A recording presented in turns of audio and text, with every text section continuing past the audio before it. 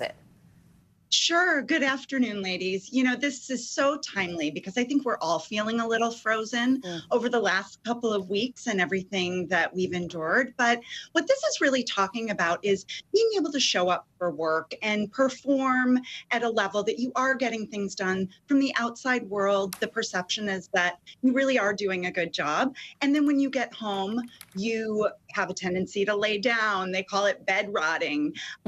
You move, you can't complete exercises or loading the dishwasher. You don't want to go grocery shopping. And this can really be triggered from feelings of overwhelm or feeling really burnt out and not being able to manage maybe the day to day activities. And what's important to remember is, we all have bad days and we are juggling so many different things. And so sometimes we do feel really depleted and we just need to check out in our safe space at home.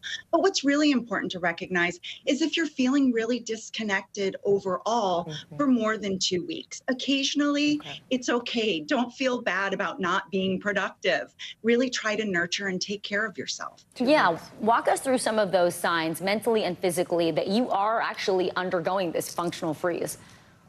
Sure. So maybe there's a disconnect with friends or family members. Maybe you're not responding to text messages or you're not showing up for plans with people. And you're feeling maybe a little robotic. You're just going through the motions and feeling a disconnect between mind and body.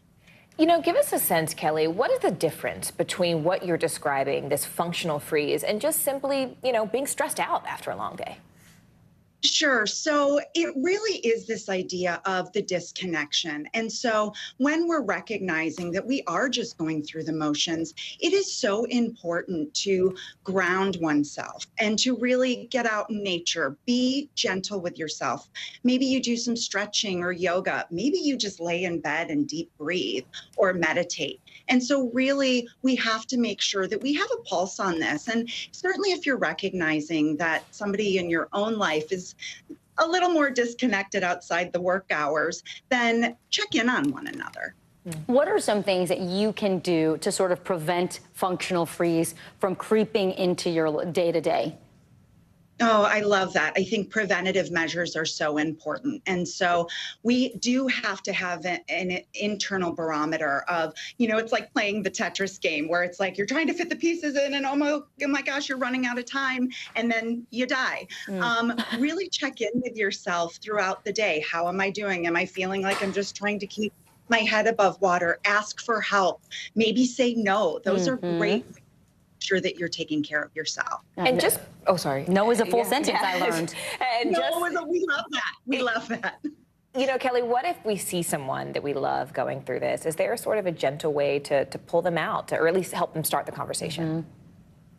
Absolutely. I think just asking genuinely and listening, how are you doing, rather than jumping to the next question.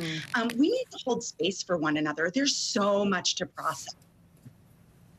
All right, licensed clinical social worker Kelly Kitley with some great advice as